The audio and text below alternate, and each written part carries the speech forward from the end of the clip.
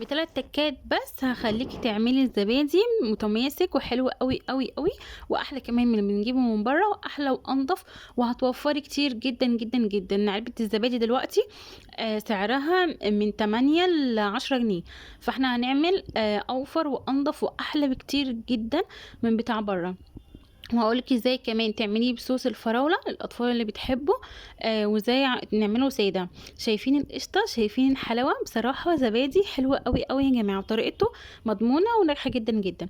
يالّا نقول الأول صوص الفراولة اللي إحنا بنعمله مع الزبادي عبارة عن إيه. معايا كده كيلو من الفراولة، هاقطّعه مكعبات واشيل الأول العنقود الأخضر اللي بيبقى من فوق كده في الفراولة، وهاقطّع بقى مكعبات، ما تقطّعيش مكعبات صغيرة أوي، خلّيها مكعبات تكون كبيرة شوية علشان تكون ظاهرة معاكِ كده في الصوص بتاعها وأنتِ بتاكليه بقى. ممكن كمان تعمليه كمان على الcheese cake الصوص ده، أو على أي حاجة أنتِ حلوة أنتِ عايزة تخلّي فيها فراولة. هنا بقى بعد ما قطّعته كلّه هاحط عليه كوباية كبيرة من السكر، ما تحطيش أكتر من كده عشان يبقى الطعم مضبوط. هاقلّبه كويس جدًا، جدًا مع السكر بالشكل ده، وهاسيبه ليلة كاملة في التلاجة من غير مَيّة، من غير أي إضافات. تاني يوم طلعته من التلاجة، هي الفراولة نزلت ميتها، شايفين المية بتاعتها لونها احمر وحلو قوي قوي ازاي. مش هنحتاج اي اضافات تانية. هجيب بقى الحلة وهقلبه كويس جدا كده، وبعد كده هنزل بقى بالصوص في الحلة وهحطه بقى على النار. شايفين ما شاء الله لونه حلو قوي قوي. تمام، يعني مش هنحتاج عليه جيلي ولا اي اضافات خالص. هحطه بقى على النار، واول ما يغلي كده هنزل عليه بنص ليمونه علشان ما يسكرش مني لما اشيله في التلاجة. تمام. واول ما يغلي بقى كده لمده 10 دقايق ويكون داخل على السوا، هروح اشيل الريم بتاعه بالشكل ده. لازم نشيله، ودي خطوة مهمة جدا. هنا بقى كان خلاص ما شاء الله صوص استوى وبقى جميل، ومعظم المية اللي فيه اتبخرت وبقى حلو قوي قوي. وعلى فكرة لما هتقفلي عليه وتسيبيه يبرد هيتقل معاكي اكتر واكتر من كده كمان. يعني ما تقليش عليه السوا علشان خاطر ما يبقاش تقيل قوي كده، لا انا عايزاه يبقى فيه يعني صوص شوية كده، بيبقى حلو قوي مع الزبادي. بعد ما قفلت عليه حطيت عليه باكو من الفانيليا، وهافضل اقلب اقلب. وخلاص على كده هسيبه بقى يبرد، وهاخد اللبن بتاعي. معايا كيلو ونص من اللبن، اللبن الطبيعي الحليب الطبيعي. تمام، اللي احنا بنجيبه من الفلاحين ده حلو واحلى، وهيديكي نتيجه احلى بكتير من التاني المعلب ده، مش حلو خالص في اللبن. تمام، هغليه بقى على النار، لازم نغليه كويس جدا جدا. غلى معايا اهو، هسيبه بقى يبرد.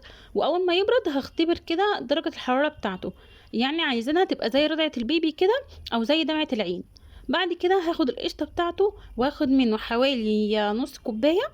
تمام، وهجيب بقى علبه الاول هنحط معلقتين لبن بودره، هيخليه متماسك وحلو جدا، وكمان كوبايه من الزبادي من اللي احنا بنشتريها من بره، عشان هنعمل الخميره بتاعته. هي الحاجات دي كلها اللي تخليه متماسك وحلو قوي، واحلى كمان بكتير من اللي احنا بنجيبه من بره. هضربهم كويس جدا جدا كده بالمضرب. يعني حاولي ما يكونش فيه اي تكتلات، كل حاجه كده تكون دايبه. ممكن تحطي على فكره معلقه سكر. تمام، انا يعني ما فضلتش ان انا احط سكر، بس كان طعمه حلو جدا جدا من غير السكر. تمام، هجيب بقى الخميره اللي احنا عملناها بتاعه الزبادي، واحطها على بقيه اللبن، وهفضل اضرب جامد جامد جامد. تمام، ممكن تضربيه في الخلاط، الخطوه دي ممكن تعمليها في الخلاط عادي جدا. لو انتي خايفه ان ما يطلعش معاكي ما يعني مظبوط كده وكريمي، اضربيه في الخلاط. هنا جبت بقى الكوبايات بتاعتي اللي انا هعمل فيها الزبادي، ومليت كده ما شاء الله 4 كوبايات كبار. وبعد كده جبت الصوص بتاعي اما برد، هبدا بقى احط ايه في كل كوبايه كده معلقتين كبار من الصوص. شايفين تقيل وحلو قوي قوي ازاي؟ بصراحه كان خطير، كان حلو قوي قوي في الزبادي. تمام، الكوبايه دي عايزه اقول لكم بتتباع بره بازيد من 10 جنيه، وطبعا الاطفال كلها بتحبها يعني. تمام، عشان صوص الشوكولاته وكده، فاللي احنا عملناه في البيت انضف واحلى بكتير. هنا بقى اقولك ازاي تحطي كده تحطي اللبن على صوص الفراوله بالمعلقه كده. تمام، بظهر المعلقه، وتصبي كده بالراحه علشان خاطر الصوص ما يعمش على الوش من اللبن، بالراحه كده. تمام، وكمان اللبن ما يدخلش جوه الصوص، فكده هتبقى الطبقه كلها سليمه من تحت، وكمان اللبن من فوق حلو قوي.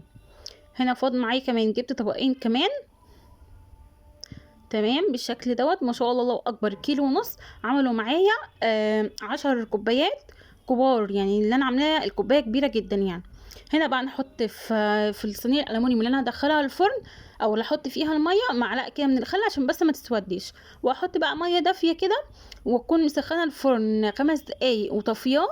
تمام. والميه برضو اللي احنا حطيناها في الصينيه دي تكون دافيه. تمام. هجيب بقى فوطه واحطها واغطي بيها كده الزبادي بالشكل ده، وهدخله بقى الفرن يقعد تقريبا 8 ساعات. طلع معايا بقى متماسك وحلو قوي بالشكل ده.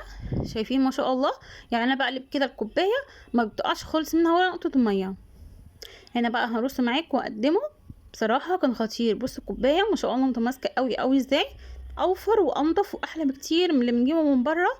والله يعني ما كلفنيش تقريبا 30 جنيه، يعني كيلو ونص لبن مع علبه الزبادي مع معلقتين اللبن البودره، فحلوه قوي. ما تنسوش بقى لو عجبكم الفيديو واستفدتوا منه تعملوا لي لايك وتقولوا لي رايكم في التعليقات. كان معاكم اسماء جمال، مع السلامه.